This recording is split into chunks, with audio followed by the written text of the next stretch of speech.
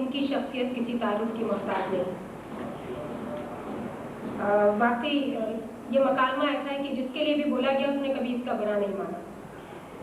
یوسفی صاحب کے لیے میں اتنا ضرور کہوں گی کہ ادب پڑھنے والے، ادب کو سمجھنے والے مزاح کے حصے میں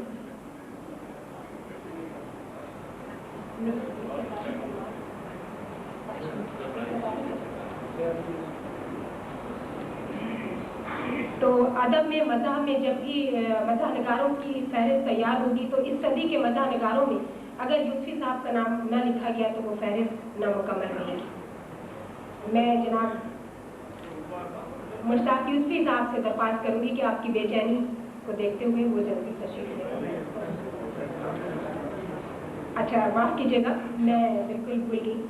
میں سمجھی کہ شاید اطہر حسن صاحب بعد میں اختتامی کلمات آپ تشریف لائیں. اطہر حسن صاحب تشریف لائیں گے جو جمخانہ کے صدر بھی ہیں، اور لائبریری کمیٹی میں اردو کے فروغ میں جتنا اطہر صاحب کا حصہ ہے وہ اس سے سارے لوگ واقف ہیں. بتانے کی میں چندان ضرورت محسوس نہیں کرتی. اطہر حسن صدیقی صاحب تشریف لائیں.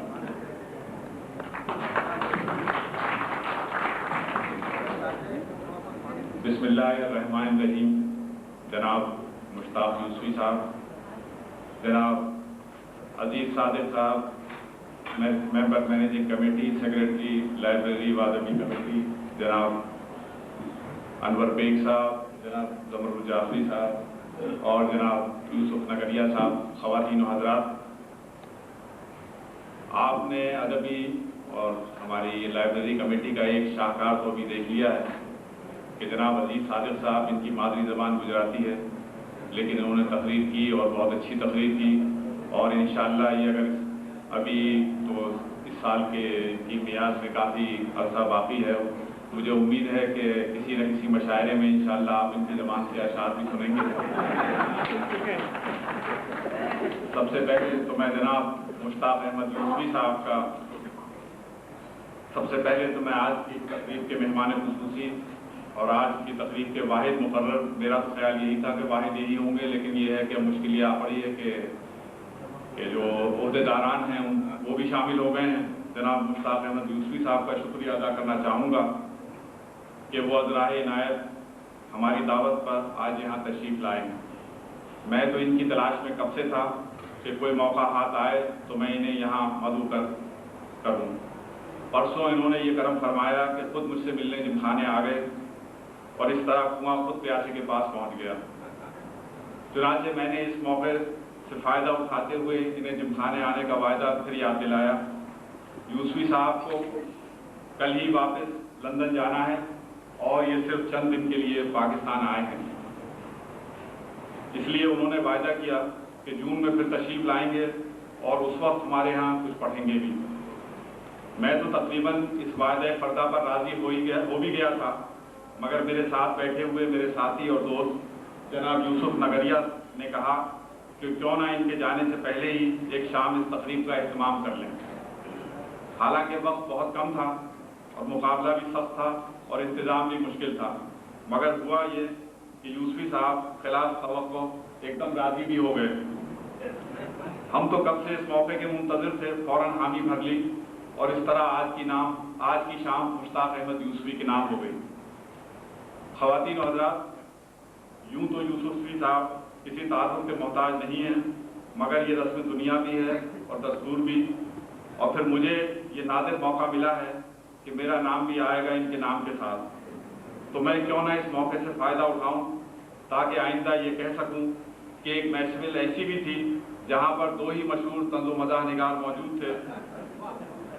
ایک میں، ظاہر ہے دور میں پر زیادہ ہوگا، اور دوسرے جناب مشتاق احمد یوسفی. یوسفی صاحب کی 3 کتابوں کے نام سے تو آپ بخوبی واقف ہیں، یعنی چراغ تلے، حاکم بدہن اور زرگش اور زرگدش. اور اب پورے 12 سال کے بعد چوتھی کتاب جو غالباً ایک ناول ہے، آپ گم کے نام سے چھپ رہی ہے. تیسری اور چوتھی کتاب کے درمیان 12 سال کا وقفہ کیوں ہوا ہے یہ یوسفی صاحب خود ہی آپ کو بتائیں گے. خواتین و حضرات، اس دور میں تو بعض الفاظ اپنے معنی بالکل ہی کھو چکے ہیں، خاص طور پر وہ الفاظ جن کے ذریعے کسی کی عظمت یا بڑائی کا اظہار مقصود ہو۔ اندازہ کیجئے کہ جب میرے جیسا کم مایہ انسان بھی اپنے آپ کو علامہ، عظیم، ممتاز، دانشور اور نامور کہلانے سے کم پر راضی نہیں ہوتا، تو اب میں ان جیسے بلند پایہ اور عالمی شہرت یافتہ طنز و مزاح نگار کے لیے کیا آب و آداب استعمال کروں، سوائے اس کے کہ ڈاکٹر ظہیر فتح پوری نے جو ان کے بارے میں تاریخی الفاظ استعمال کیے تھے وہی دہرا دوں کہ ہم اردو مزاح کے عہد یوسفی میں جی رہے ہیں، بے شک یہی اس کا دور ہے۔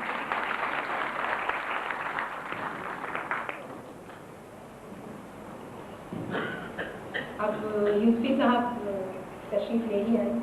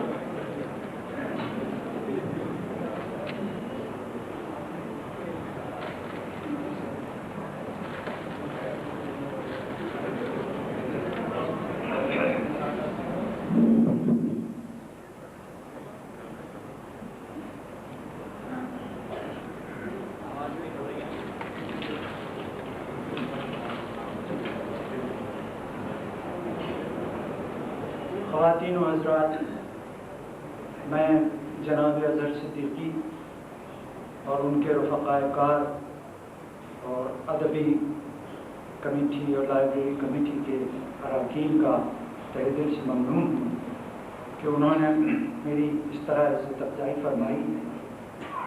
بڑی خوشی اور حیرت ہوتی ہے کہ جم خانہ میں جو کسی زمانے میں اور بہت سی سرگرمیوں کے لیے مشہور تھا، اب اس قسم کی ادبی اور ثقافتی سرگرمیوں کے لیے گنجائش، نہ صرف گنجائش پیدا کر لی گئی ہے بلکہ وہ روز بروز زیادہ اہمیت حاصل کرتی جا رہی ہیں۔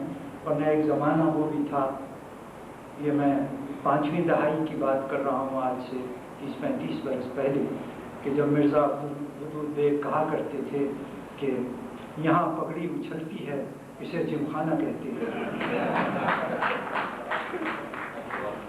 چونکہ وقت بہت کم ہے،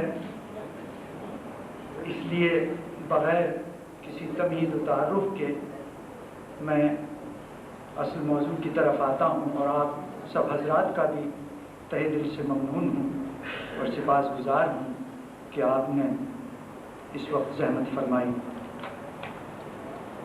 میں چند اقتباسات مطبوعہ و غیر مطبوعہ مضامین سے آپ کے سامنے پڑھوں گا، اور چیدہ چیدہ اور جستہ جستہ اور کہیں کہیں برجستہ ہوں، آپ انہیں پائیں گے۔ مکمل تحریر پڑھنے کا یہ موقع نہیں، نہ اس کا وقت ہے۔ پہلا اقتباس جو تازہ ترین تحریر سے لیا ہے، اس کا عنوان تھا الطاف گوہر اور گڑ کی ڈلی۔ الطاف گوہر صاحب دور ایوبی میں انفارمیشن سیکریٹری اور اس کے علاوہ اور بہت کچھ رہ چکے ہیں۔ ان کی کتاب تحریریں چند کہ جب تعارف اور رہنمائی لندن میں ہوئی تو میں نے ایک مضمون پڑھا تھا، اس کے صرف چند پیراگراف میں پڑھ دیتا ہوں، وہ مضمون بہت طویل تھا۔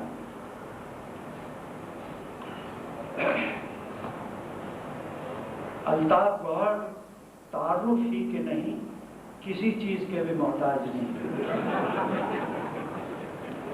ادیب، شاعر، صحافی، مدیر، سیاسی مبصر، ایک بین الاقوامی ادارے کے بانی، منتظم و منصرم، سابق صنعت کار اور بیوروکریٹ۔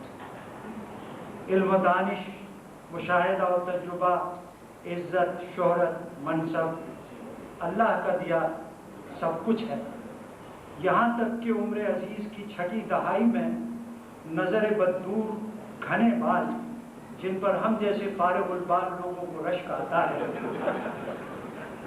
اب تو حجام بھی ہم سے پیسے لیتے ہوئے شرمانے لگا ہے اور اس طرح لیتا ہے کہ نظر سے نظر نہیں ملتی، منہ پھیر کر ادھر کو بڑھا کے ہاتھ، اور گھنے بال تو ہم بے دھیانی میں لکھ گئے، ہماری مراد تھی شانے پر بکھری ہوئی الطاف گوہر کی اپنی ہی یہ لمبی لمبی کابلیں جن پر سوامی مہیش راجنشی اور ڈاکٹر جمیل جاجوی تک کو رشک آئے۔ مختصر یہ کہ سب کچھ اللہ نے دے رکھا ہے قینچی کے سوا۔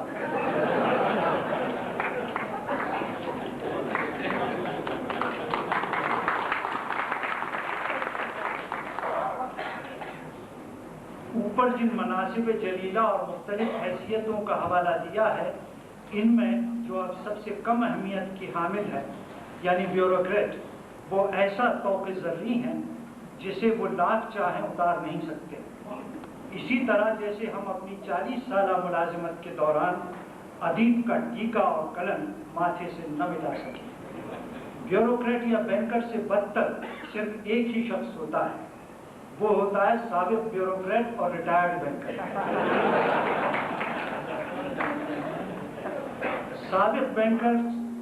سابق بیوروکریٹ جب ملتے ہیں تو اپنے بین المحکماتی مارکوں انٹر ڈپارٹمنٹل ڈسپیوٹس، وزیر بے تدبیر سے مچیٹوں، قبل از وقت برخاستگی اور بعد از وقت ترقی، نااہلوں کی ملازمت کی رسی میں لامحدود ڈھیل اور فائل کی نوٹنگ میں وکٹورین انگلش میں انشاء پردازی کے منشیانہ کمالات کی ختم نہ ہونے والی الف لیلا سے ایک دوسرے کی تواضع کرتی ہے۔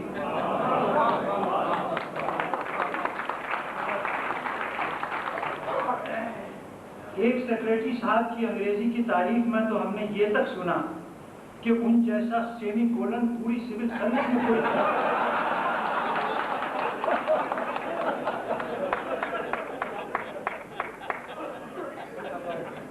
چنانچہ ساری عمر سیمی کولن لگاتے اور منہ مانگی ترقیاں پاتے رہے۔ ان کے ایک ماتحت کا بیان ہے کہ عبارت خود ان سے سیمی کولن لگوا کر مفتخر محسوس کرتی ہے۔ لیکن پرانے بینکرز جب ملتے ہیں تو آپس میں ڈینگیں نہیں مارتے، اس لیے کہ وہ ایک دوسرے کے بیڈ ڈیٹ سے بخوبی واقف ہیں۔ ہر چند کے الطاف گوہر کو وہ موجود تھے اس وقت، ہر چند کے الطاف گوہر کو بیوروکریسی کا کوچہ ملامت چھوڑے کم و بیش 20 سال ہونے کو آئے، مگر یہ سابقہ ایسا لاحق ہوا ہے کہ کسی طور پیچھا نہیں چھوڑتا۔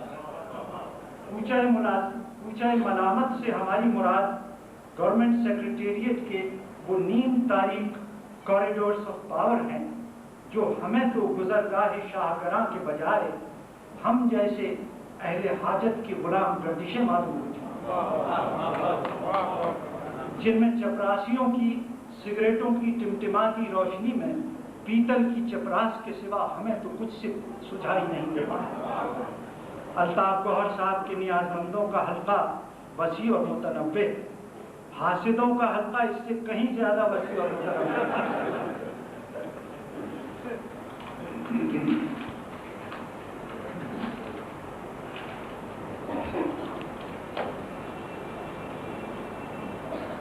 الطاف گوہر کا اصل المیہ یہ ہے کہ بیوروکریٹ اگر بدقسمتی سے ادیب بھی ہو تو نہ بیوروکریسی اس سے ایز محسوس کرتی ہے اور نہ ادیب برادری اس سے خوش رہتی ہے کہ اسے سول سروس کے محدودات اور دائرہ بے عملی کا علم اور اندازہ قطع نہیں ہوتا۔ بیوروکریسی سے ہمارا رشتہ باوجود لو ہیٹ، جس کا ترجمہ میں نے پیار پھٹکار کیا ہے، بیوروکریسی سے ہمارا رشتہ باوجود پیار پھٹکار کر رہا ہے۔ بیوروکریٹ ہمارے ہاں سب سے جابر مجبور اور سب سے زیادہ مسکین ظالم ہوتا ہے۔ سوائے تبادلے کے وہ اور کسی تبدیلی کے حق میں نہیں ہے۔ اس مریض کو ہر آنے والے کا بول بالا اور جانے والے کا منہ کالا کرنا پڑتا ہے۔ ہر آنے والا اس سے غیر مشروط اطاعت اور تاحیات وفاداری کا طلبگار ہوتا ہے۔ بیوروکریسی ایسی کلیوپیٹرا ہے جسے ہر حملہ آور سیزر اور اینٹنی کی دلداری کرنی پڑتی ہے۔ وہ باری باری ہر سیزر کو آنکھوں پر بٹھاتی ہے، پھر اسے بستر خجالت پر لٹا کر سرخ پیتے سے مشکیں کستے ہیں۔ اس کی ادائے سپردگی میں بھی ایک فاتحانہ شان ہوتی ہے۔ جب وہ بیعت کے لیے ہاتھ بڑھاتی ہے تو وہ جانتی اور جتلاتی ہے کہ یہ وہ ہاتھ ہے جس نے بڑے بڑے لرزان زندگان جہاں کو ٹھکانے لگا دیا۔ My bluest ways to kiss a hand that kings have lived and trembled living.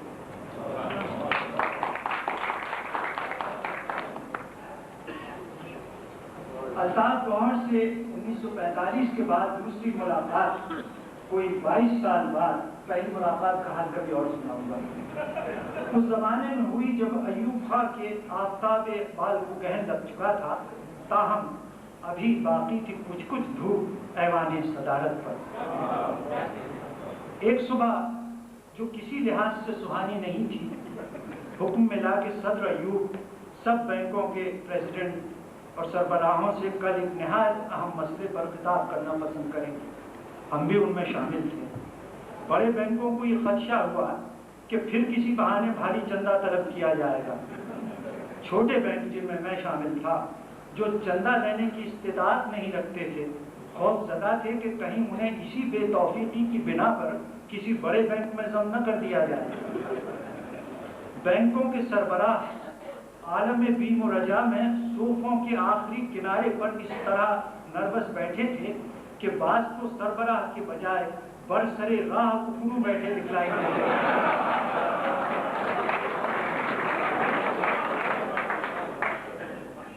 کچھ دیر بعد اعلان ہوا کہ صدر ذیشان تشریف لا رہے ہیں۔ کچھ نے اپنی ٹائی کی گرا، مگر بیشتر نے اپنی اپنی پتلون کو کھینچ کر اوپر کیا۔ گور صاحب ان کے ساتھ تھے۔ اس وقت اتنے جوان نہیں لگتے تھے جتنے اب ہیں۔ انہوں نے سب سے ہاتھ ملایا۔ فیلڈ مارشل نے صرف گردن کی خفیف سی جنبش سے سب کو بھگتا دیا۔ فیلڈ مارشل کچھ تھکے تھکے سے تھے۔ بعد میں جو گفتگو کی اس سے وہ خاصے اکھڑے اکھڑے اور سنائی لگے۔ سینیلیٹی کی بڑی پہچان یہ ہے کہ آدمی خود کو بالکل نارمل اور پہلے سے بھی زیادہ بہتر محسوس کرتا ہے۔ قریب سے دیکھا تو ایک بات ایسی نظر آئی جس پر ابھی تک کسی نے توجہ نہیں دلائی ہے۔ وہ یہ کہ ایوب خاں بلا شبہ بہت وجیح، جامع زیب اور باروب آدمی تھے، مگر ان کا بالائی دھڑ نسبتاً لمبا اور ٹانگیں چھوٹی اور کمزور تھی، ان کی بنیادی جمہوریت کی طرح۔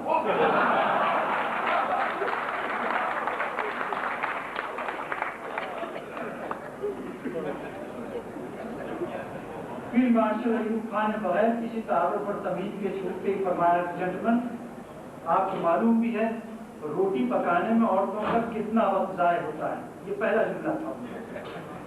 اس پر بعض بینکر نے ایسے محتاط اور مبہم طریقے سے سر ہلائے کہ اس کا مطلب 10 منٹ بھی ہو سکتا تھا اور 10 گھنٹے بھی۔ ایوب خان نے اپنا خطاب جاری رکھتے ہوئے کہا کہ ہمارے ملک میں وقت کی کوئی قدر نہیں، سارا وقت روٹی پکانے میں ہی ضائع ہو جاتا ہے۔ روٹی پکانے کا طریقہ بالکل غلط ہے۔ افسوس، آپ حضرات جو اس سلسلے میں بہت کچھ کر سکتے ہیں، کچھ نہیں کرتے۔ اس مرحلے پر ہمیں یہ خیال گزرا، بلکہ یقین ہو گیا کہ انگریزی محاورے کے مطابق غلط گھوڑے کو چابک مارا جا رہا ہے۔ کسی ٹائپوگرافیکل ایرر کے سبب بیکرز کے بجائے بینکرز کو بلا لیا۔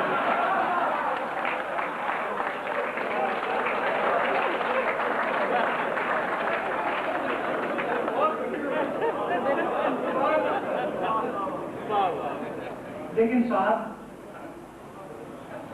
توبہ کیجیے، اس میں اتنی جرت تھی کہ فیلڈ مارشل سے یہ کہہ سکے کہ ہم نان بھائی نہیں ہیں۔ کچھ اپنے گھٹنوں میں اور باقی مادہ اپنی بغلوں میں ہاتھ دیے بیٹھے سنائیے۔ ایوب خان روٹی پکانے کی خرابیاں اور قباحتیں اپنے سینڈ ہرٹس لہجے میں بیان کرتے رہے۔ وہ ہلکے سے مسکرائے تو بینکرز کے دم میں دم آیا، بلکہ ایک چھوٹے بینک کے سربراہ نے تو حوصلہ کر کے چپاتی کی مذمت میں اردو میں ایک جملہ لکھا۔ کہنے لگے کہ چپاتی اگر گرم ہو تو معدے میں تفکیر پیدا کرتی ہے اور ٹھنڈی ہو تو قبض۔ فیلڈ مارشل نے انہیں تو کچھ نہیں کہا، الطاف گوہر کو یوں دیکھا جیسے کہہ رہے ہوں کہ یہ کیا بک رہا ہے، یہ قبض کا علاج کرانے یہاں آیا ہے۔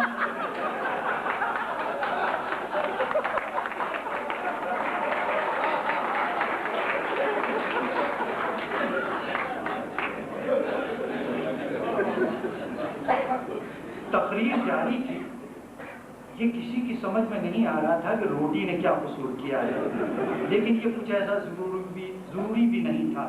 خود بادشاہ ہوشکائے تو سب چمٹی کو بھی تلوار سے قتل کرنے کے لیے نکل کھڑے ہوتے، اور ایسا ہو بھی چکا تھا۔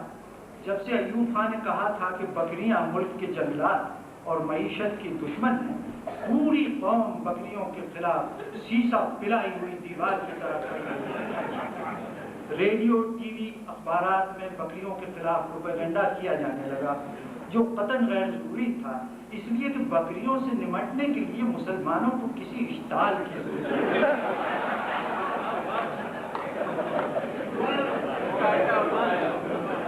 ہم نے آج تک کسی بکری کو فطری موت مرتے نہیں دیکھا۔ فیلڈ مارشل نے یہ بھی کہا کہ عورتوں سے روٹی پکوانا ظلم ہے۔ اس مرحلے پر انہوں نے ایک گھونٹ پانی پیا اور الطاف گوہر نے اپنے بالوں پر اپنے مخصوص انداز سے ہاتھ پھیرا۔ مخصوص انداز سے ہماری یہ مراد ہے کہ وہ بالوں پر آج سے 20-25 سال پہلے بھی اس طرح ہاتھ پھیرتے تھے جس طرح اب کہیں جا کر لندن کی لڑکیوں نے پھیرنا سیکھا، یعنی انہیں مزید بکھیرنے اور الجھانے کے لیے۔ ہمیں مان خیال آیا کہ صدر کی تعین میں، یعنی روٹی کے خلاف، ہر ایک نے کچھ نہ کچھ کہا ہے، صرف ہم گمسم بیٹھے ہیں، کہیں محض خاموش رہنے کی بنا پر ہی نہ لڑ لیے جائیں۔ لہذا بات کو قدر ندرت سے آگے بڑھانے کی غرض سے ہم نے اردو میں کہا کہ جناب والا، ہمارے ہاتھ سالن پکانے میں بھی بہت وقت ضائع ہوتا ہے، روز مرہ کی کھکیڑ۔ ہم نے یہ جملہ اردو میں اس لیے کہا کہ دال یا سالن کو اگر کری کہا جائے تو سارا بگھار اور گرم مسالہ انگریزی کے راستے نکل جاتا ہے، اور لفظ کھکیڑ ہم نے تازہ ابن انشا سے سیکھا تھا اور اسے استعمال کرنے کے لیے مناسب موقع کی تلاش میں تھے۔ خدا جانے ایوب خان نے اسے بھونڈا مذاق سمجھا یا لفظ کھکیڑ سے بدک گئے۔ انہوں نے دوبارہ ویسی ہی سوالیہ نظروں سے الطاف گوہر کو دیکھا اور الطاف گوہر نے آنکھوں میں جواب دیا کہ حضور، میں نے بھی اس شخص کو آج ہی دیکھا ہے بخدا۔ ہمارے دخل در نامعقولات کے ذرا دیر بعد صدر ایوب نے اصل مدعا بیان کیا۔ فرمایا کہ بینکوں کو چاہیے کہ مشینی طریقے سے روٹی بنانے کے پلانٹس کی درآمد کے لیے بڑے شہروں میں فراخ دلی سے قرض دیں تاکہ عورتوں کو اس عذاب سے نجات ملے۔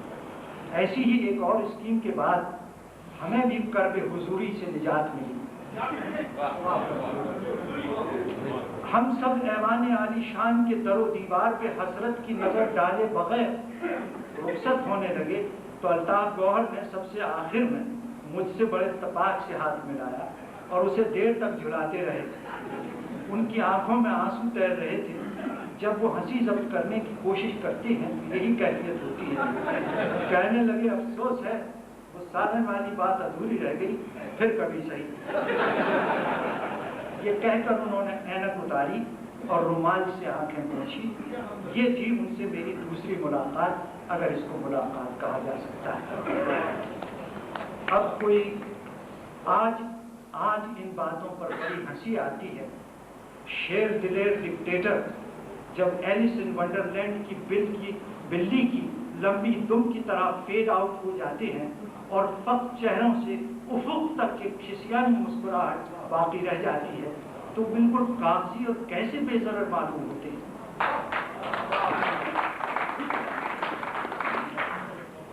बॉक्सर का नॉकआउट पंच कुछ अरसे बाद आप स्लो मोशन में देखें तो यूं लगता है जैसे एक नर्म और शफीक हाथ महमदी रुखसार को सहलाने के लिए हौले हौले करीब और करीब आ रहा।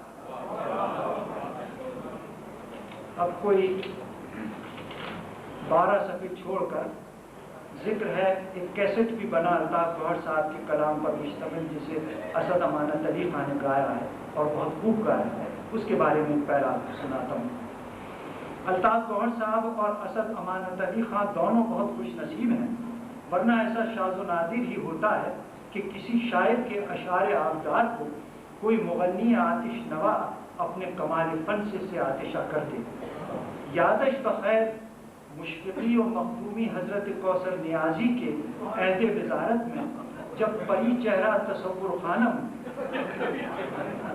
उनका कलाम पक्के राग में गाने की कोशिश करती थी, तो न कलाम समझ में आता था न राग, बस चेहरा समझ में आता था।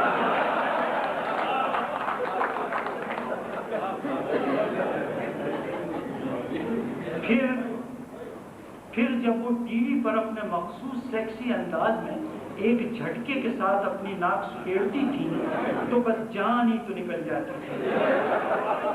हमारा मतलब है मौलाना के कलाम की।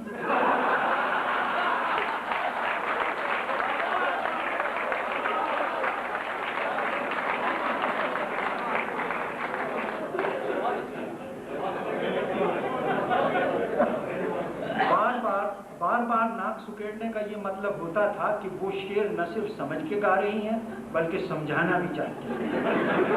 घरों में टीवी देखने वाली बीवियां उसका मतलब समझ जाती थी और टीवी सेट के पास से अपने शौहरों को परे हटा देती थी। अगर हुकूमत के मामलात में हमारा कुछ अमल दखल होता तो हम इस खातून को एक तमगा कारकर्दगी इस कारनामे पर दिलवा देते कि दुनिया में वो वाहिद आर्टिस्ट है जिसने नाक को सेक्स के इजहार के लिए पहले इस्तेमाल किया।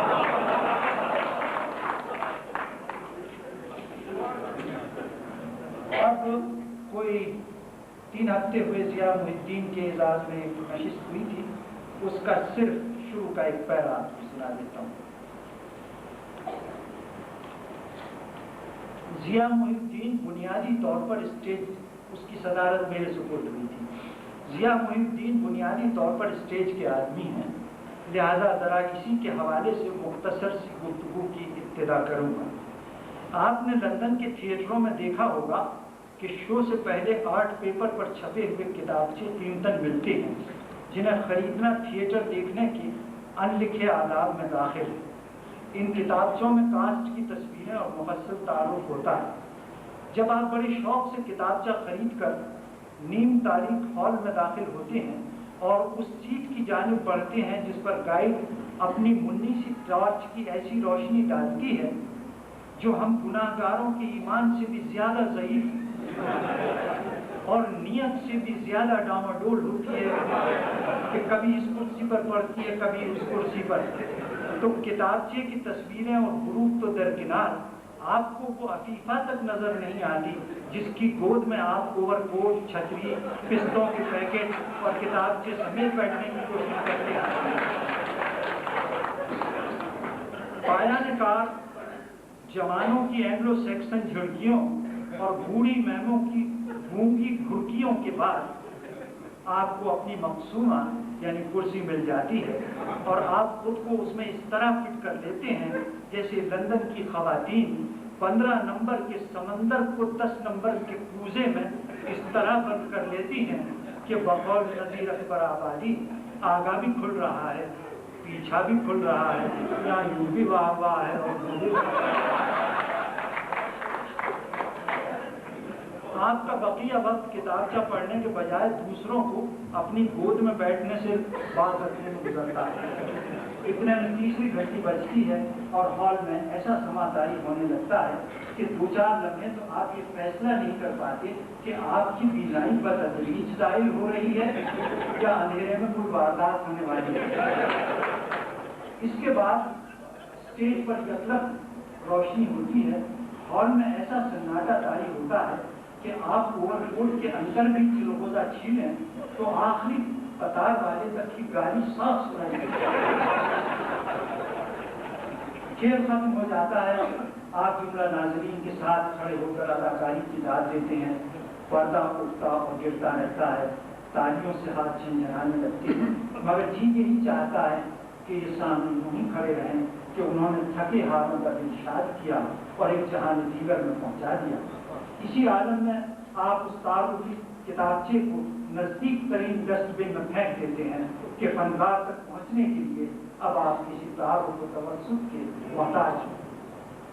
ابھی آپ نے ایک صاحب طرز اداکار کے فن کا اعجاز اور کمال بچشم و بگوش خود دیکھا اور سنا، اور اب میری صدارتی تقریر کی حیثیت اس کتابچے سے زیادہ نہیں، جس کو آپ تھینک یو۔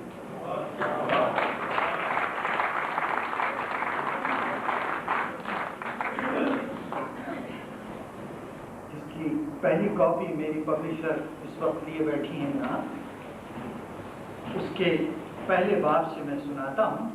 یہ ایک ایسے صاحب سے متعلق ہے، ایک بزرگ سے، کہ جو بہت مغلوب الغضب تھے، اور جب کراچی تشریف لائے انہوں نے عمارتی لکڑی کی دکان کھولنے کی کوشش کی۔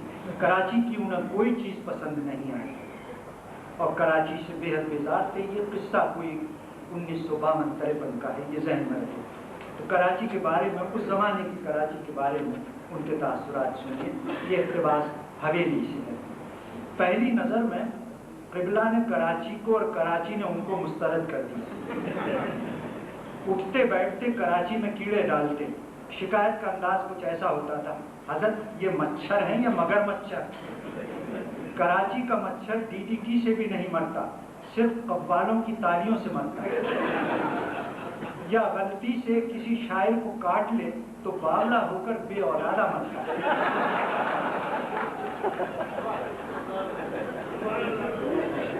نمرود مردود کی موت ناک میں مچھر گھسنے سے واقع ہوئی تھی۔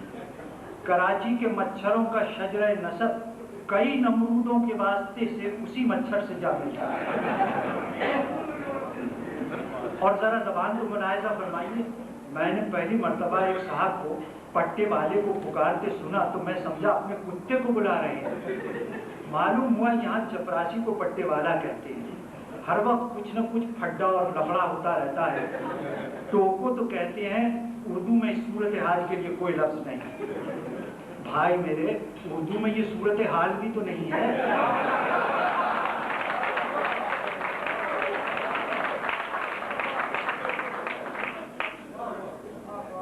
بمبئی والے حضرات لفظ اور صورت پر مسافر پر ہوٹلوں کے دلال اور ایجنٹ ٹوٹ پڑتے۔ سفید ڈرل کا کوٹ پتلون، سفید قمیض، سفید رومال، سفید کینوس کے جوتے، سفید موزے، سفید دانت۔ اس کے باوجود محمد حسین آزاد کے الفاظ میں ہم یہ نہیں کہہ سکتے کہ چمیلی کا ڈھیر بڑا ہنس رہا ہے۔ ان کی ہر چیز سفید اور اجلی ہوتی تھی سوائے چہرے کے۔ ہنستے تو معلوم ہوتا توا ہنس رہا ہے۔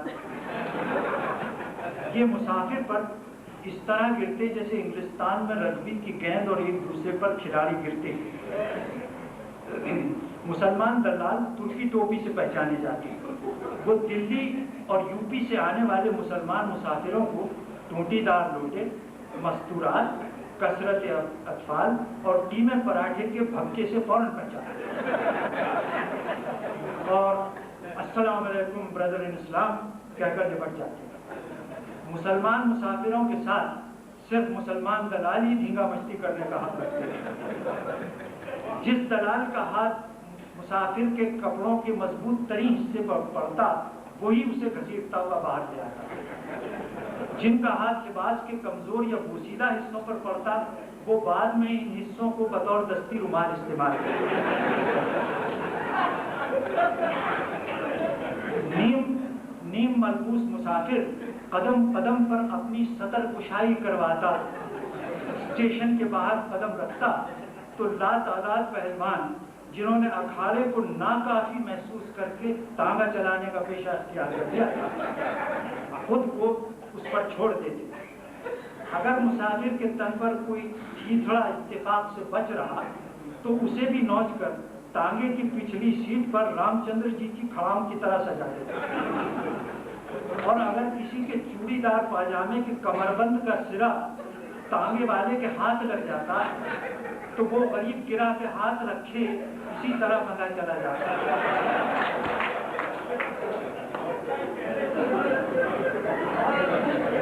کوئی مسافر کا دامن آگے سے کھینچتا، کوئی پیچھے سے زلیخائی کرتا۔ آخری راؤنڈ میں ایک تگڑا سا تانگے والا سواری کا دایاں ہاتھ اور دوسرا مشتنڈا اس کا بایاں ہاتھ پکڑ کے ٹگ آف وار کھیلنے لگتے، لیکن قبل اس کے کہ ہر دو فریقین اپنے اپنے حصے کی ران اور دست کھیڑ کر لے جائیں، ایک تیسرا پھرتیلا تانگے والا ٹانگوں کے چرے ہوئے چمٹے کے نیچے بیٹھ کر مسافر کو یکلک اپنے کندھوں پر اٹھا لیتا اور ٹانگے میں چوٹ کر کھڑا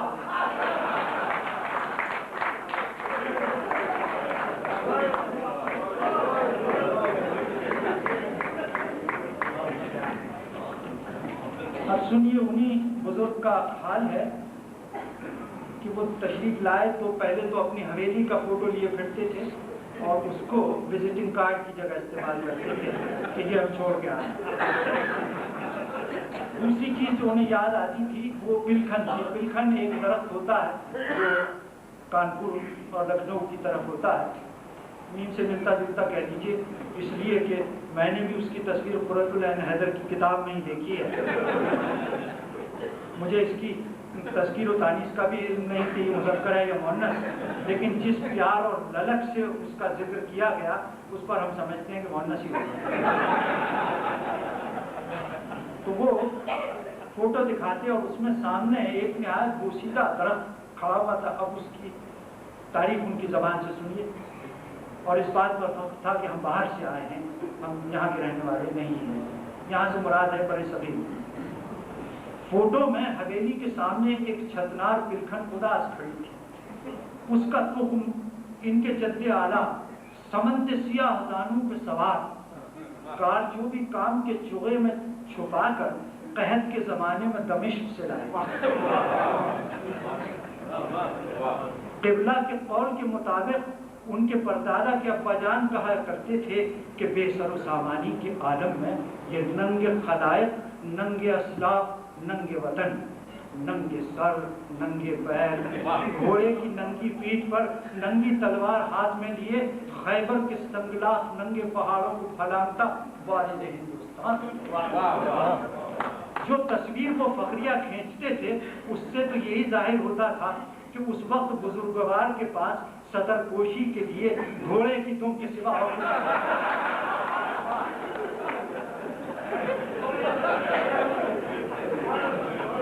جائیداد، محل سرا، خدام، مال و متاع سب کچھ وہیں چھوڑ آئے، البتہ اساس البیت کا سب سے قیمتی حصہ یعنی اپنا شجرہ نسب اور پلکھن کا تخم ساتھ لے آئے۔ گھوڑا جو انہی کی طرح نجیب الطرفین تھا اور وطن معلوم سے بیزار تھا، تخم اور شجرے کے بوجھ سے رانوں تلے نکلا پڑتا۔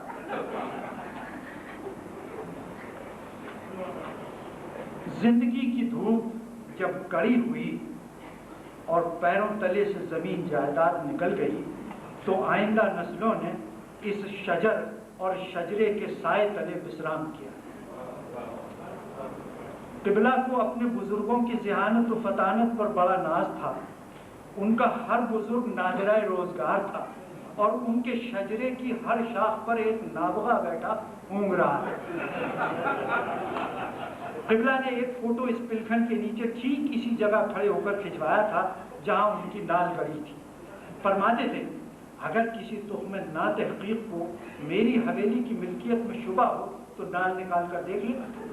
جب آدمی کو یہ نہ معلوم ہو کہ اس کی نال کہاں گڑی ہے اور پورکھوں کی ہڈیاں کہاں دفن ہیں تو وہ منی پلانٹ کی طرح ہو جاتا ہے۔ جو مٹی کے بغیر صرف بوتلوں میں پھلتا پھولتا ہے۔ اپنی نال پرکھوں اور پلکھن کا ذکر اتنے فخر، غلو اور کثرت سے کرتے کرتے یہ احوال ہوا کہ پلکھن کی جڑیں شجرے میں اتر آئیں، جیسے گھٹنوں میں پانی اتر آیا۔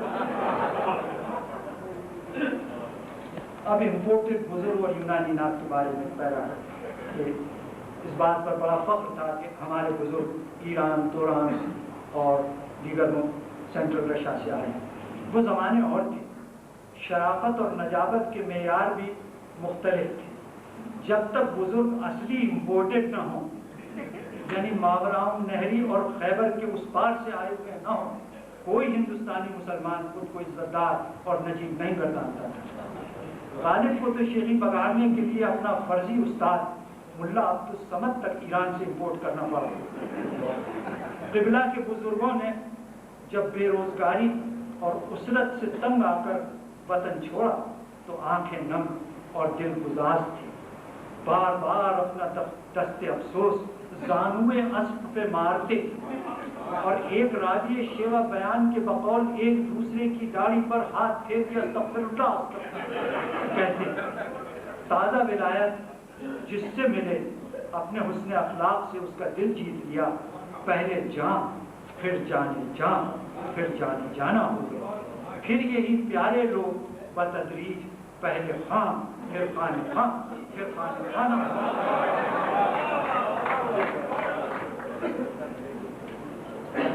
وقت بہت کم رہا، میں آپ کو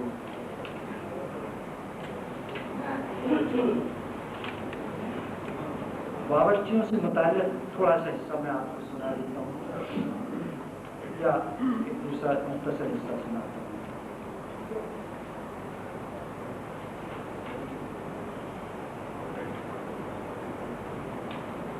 کراچی کی برسات سے متعلق سنیے۔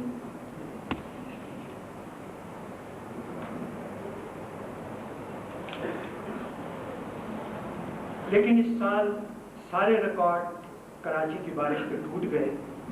بارش اور ایسی بارش ہم نے صرف مسوری میں اپنی شادی کے دن دیکھی تھی کہ پلاؤ کی دیگوں میں بیٹھ کر دلہن والے آ جا رہے تھے۔ خود ہمیں ایک کفگیر پر بٹھا کر قاضی کے سامنے پیش کیا گیا۔ پھر نہ ہم نے ایسی حرکت کی اور نہ بادل ایسا ٹوٹ کے برسا۔ عجب سما تھا، جدھر دیکھو پانی ہی پانی۔ اس دن سوائے دلہن کی آنکھ کے ہمیں کوئی چیز خشک نظر نہ آئی۔ ہم نے ٹہوکا دیا کہ بی بی اور رخصتی کے وقت دلہن کا رونا رسومات میں داخل ہے۔ انہوں نے بہت پلکیں ٹپ ٹپ پٹ پٹائیں مگر ایک آنسو نہ نکلا۔ پھر کار میں سوار کراتے وقت ہم نے صحرا اپنے چہرے سے ہٹایا، پھوٹ پھوٹ پھوٹ کر رونا۔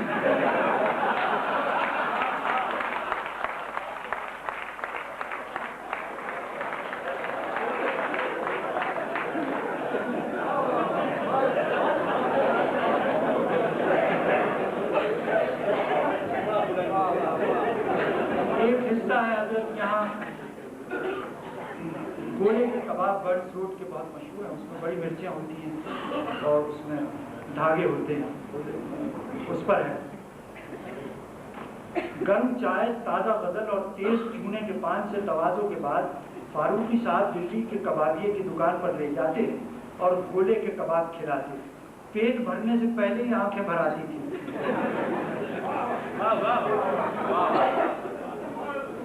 پہلی دفعہ دکان پر لے گئے تو دلی کے کلچر اور قیمے کی باریکیوں پر روشنی ڈالتے ہوئے کباب کھانے کے ادب آداب اتنی تفصیل سے بتائے کہ ہم جیسے مارواڑی رانگڑ کی بھی سمجھ میں آ گیا کہ سلطنت ہاتھ سے کیسے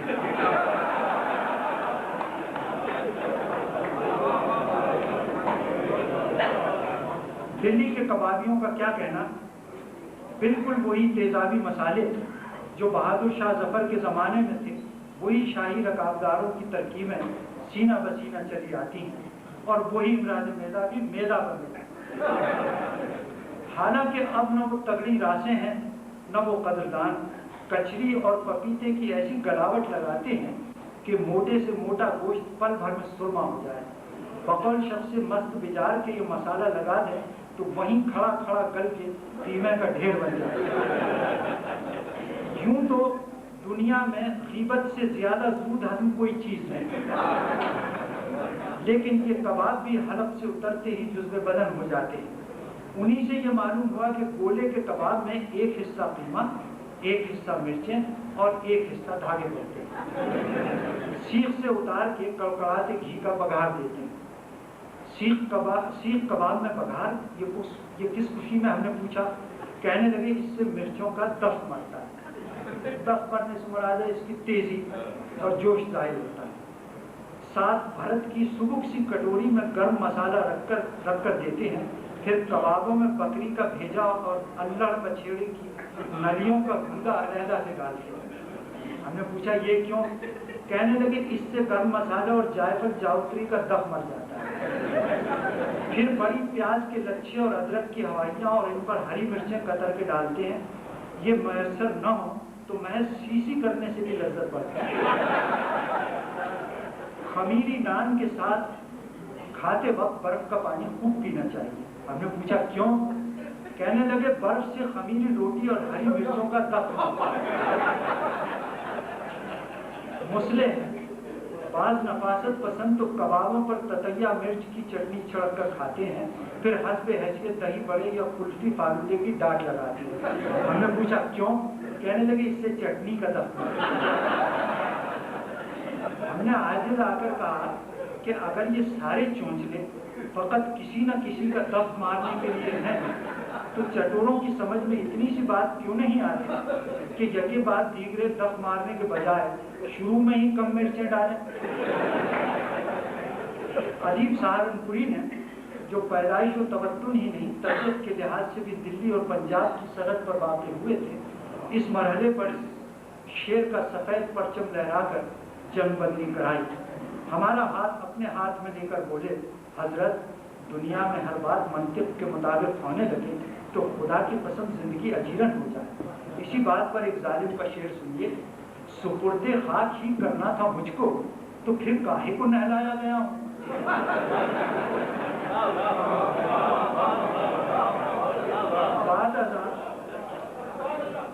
بعد ازاں اسی نقطۂ راز کو پروفیسر قاضی عبدالقدوس ایم اے نے اپنے بغراتی انداز میں یوں ذہن نشین کرایا کہ جوانی دیوانی کا دفع بیوی سے مارا جائے.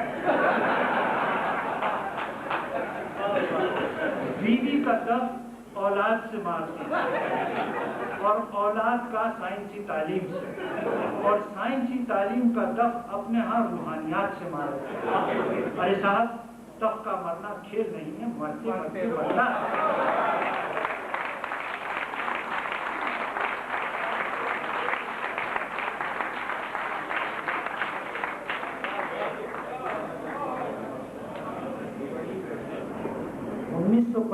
میں جب انٹرویو کے لیے میں آیا ملازمت میں تو اس انٹرویو کی رودات سنیے. وہ زمانے اور تھے. جو انگریز جنرل مینیجر تھا WGM اینڈرسن، اس کو 2100 روپے تنخواہ ملتی تھی اور مورس مائنر میں دفتر آتا تھا اور 400 روپے ماہوار کے مکان پر میں رہتا تھا اور اس پر ہم سب رشک کرتے تھے.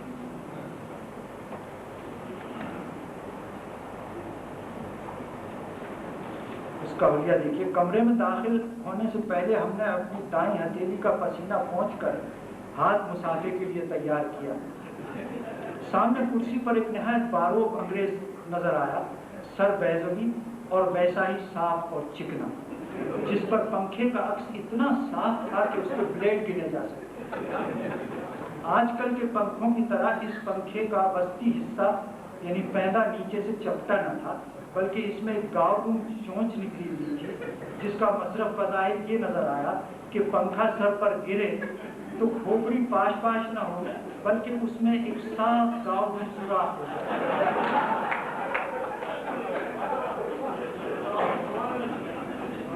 کچھ چھوڑ چھوڑ کے پڑھتا ہوں اس لیے قریب ہو جائے.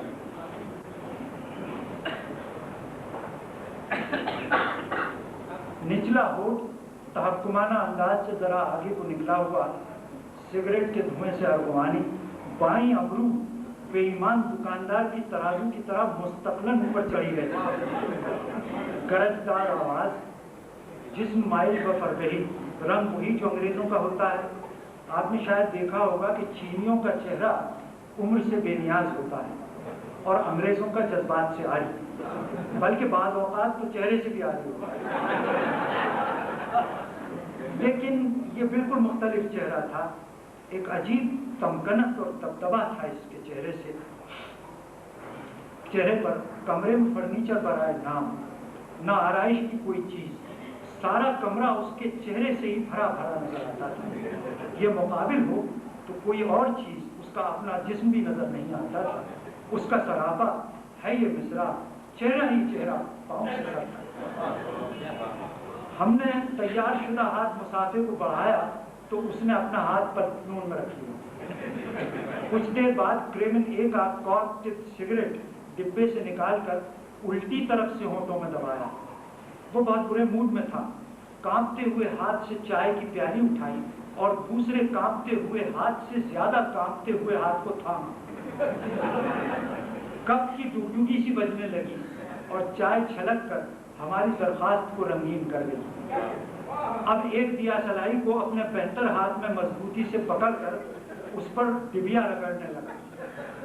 वो अल्कोहलिक भी था और हर वक्त नशे से मदहोश रहता था। जब वो दफ्तर में आता था तो दो चपरासी उसे पकड़ के दफ्तर ले जाते थे। उसके डिबिया पर रगड़ने लगा, लेकिन वो किसी तरह जलकर नहीं देती थी। खामखा का तकल्लुफ था, वरना चाहता तो उसे अपने ब्लड प्रेशर पर रगड़ के बासानी जला सकता। अब इंटरव्यू शुरू होता है। उसने गलत तरफ से सिगरेट सुलगाया। कॉर्क कुछ देर बाद खुद जल जलाकर हमारी गीली दरखास्त पर छुन से बुझ गया। उसने छुंगड़िया के इशारे से कुर्सी पर बैठने को कहा। हम तामीलन बैठने ही वाले थे कि नागाह इसी कुर्सी की गहराइयों से एक कुत्ता उठ खड़ा हुआ। इसका हाल अपने सीजर में बयान किया। नागाह उसी कुर्सी की गहराइयों से एक कुत्ता उठ खड़ा हुआ और हमारे शानों पर दोनों पंजे रखकर हमारा गर्द आलूद मुंह अपनी जबान से साफ किया। My dog is very friendly, you see. कुत्ते से तारुफ कराने के बाद उसने एक सांस में सब कुछ पूछ लिया, कैसे हो, कौन हो, क्या हो और क्यों। सिवाय आखिरी सवाल के हमने तमाम सवालात के जवाब निहायत तसल्ली बख्श दिए। हम इस्फहानी साहब की सिफारिश लाए थे जो उसे नागवार गुजरी। चुनांचे कहता, तुम्हें मालूम होना चाहिए कि इस बैंक को मैं चला रहा हूँ, मिस्टर इस्फहानी ने। खैर, तुमने इकोनॉमिक्स पढ़ी है? उसने पूछा। No sir. हिसाब में बहुत अच्छे थे? No sir. हिसाब में हमेशा रियायती नंबरों से पास हुआ, हालांकि इंटरमीडिएट से लेकर एमए तक फर्स्ट डिवीजन फर्स्ट आया। कहने लगा, हिसाब में फेल होने के अलावा तुम्हारे पास इस पेशे के लिए और क्या क्वालिफिकेशन है? मैंने कहा, सर मैंने फलसफे में एमए किया है। हाँ। कहने लगा, तुम्हारा सोशल बैकग्राउंड क्या है, किस खानदान से ताल्लुक है? अर्ज किया, मेरा ताल्लुक अपने ही खानदान से। कहने लगा, सच बोलने का शुक्रिया। जी तो वो तेरा चाहा कि हाथों हाथ ये भी बता दें कि बुजुर्ग हुब्बे जाहुमाल से बेनियाज थे, फकत हमें अपनी निशानी छोड़ा।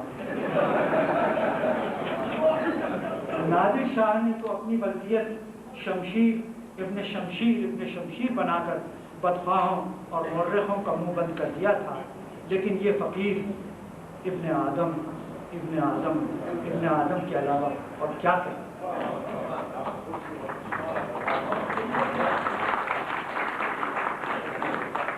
बहुत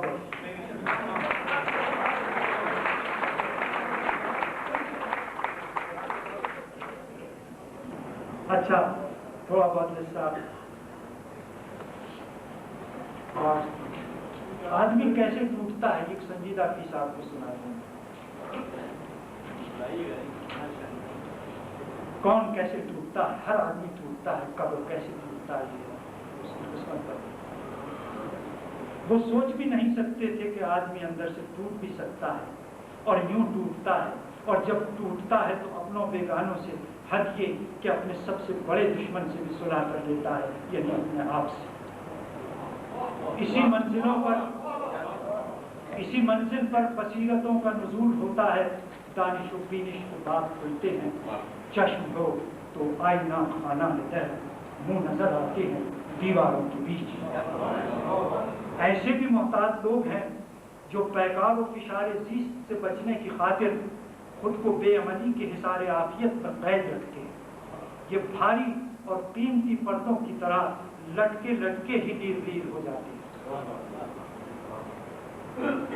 بعض لوگ چینی کے برتن کی طرح ٹوٹتے ہیں کہ مسالے سے آسانی سے جوڑ تو جاتے ہیں، لیکن بال اور جوڑ پہلے نظر آتا ہے، برتن بعد۔ اس کے برعکس کچھ ڈھیچ اور چپکو لوگ ایسے اٹوٹ مادے کے بنے ہوتے ہیں کہ چوئنگ گم کی طرح کتنا ہی چباؤ ٹوٹنے کا نام نہیں لیتے، کھینچنے سے کھینچتے ہیں، چھوڑے سے جاتے ہیں سکڑ۔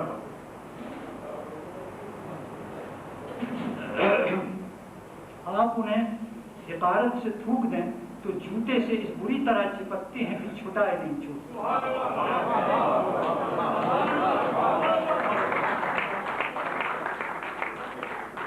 رہ رہ کر خیال آتا ہے کہ اس سے تو دانتوں تلے ہی پھلے تھے کہ پپول تو لیتے تھے۔ یہ چوئنگ گم لوگ خود آدمی نہیں پر آدم شناس ہے۔ یہ کامیاب و کامران و کامگار لوگ، یہ وہ ہیں جنہوں نے انسان کو دیکھا، پرکھا اور برتا ہے، اور جب اسے کھوٹا پایا تو خود بھی کھوٹے ہو گئے۔ وقت کی اٹھتی موج نے اپنے حباب کا تاج ان کے سر پہ رکھا اور ساتھ ایک گزراں نے اپنے تخت رواں پہ بٹھایا۔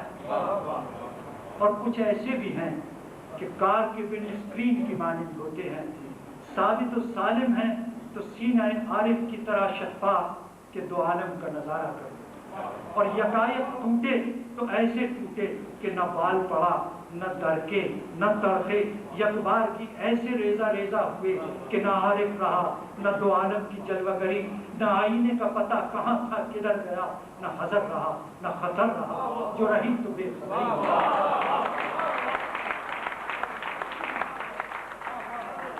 آخری پیرا ہے اسی کا، یہ اقتباس ہے میری نئی کتاب حویلی سے، یہ پورا، اور ایک انا ہے کہ یوں ٹوٹتی ہے جیسے جابر سلطانوں کا اقبال، یا حضرت سلیمان کا عصا جس کی ٹیک لگائے وہ کھڑے تھے کہ روح قفس انصری سے پرواز کر گئی، لیکن ان کا قالب بے جان ایک مدت تک اسی طرح استادہ رہا اور کسی کو شبہ تک نہ گزرا کہ وہ رحلت کر چکے، وہ اسی طرح بے روح کھڑے رہے، اور ان کے اقبال اور روب دبدبے سے کاروبار سلطنت حسب معمول ثابت چلتا رہا۔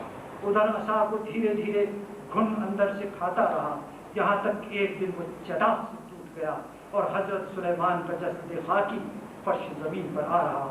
اس وقت ان کی امت اور ریت پر کھلا کہ وہ دنیا سے پردہ فرما چکے ہیں۔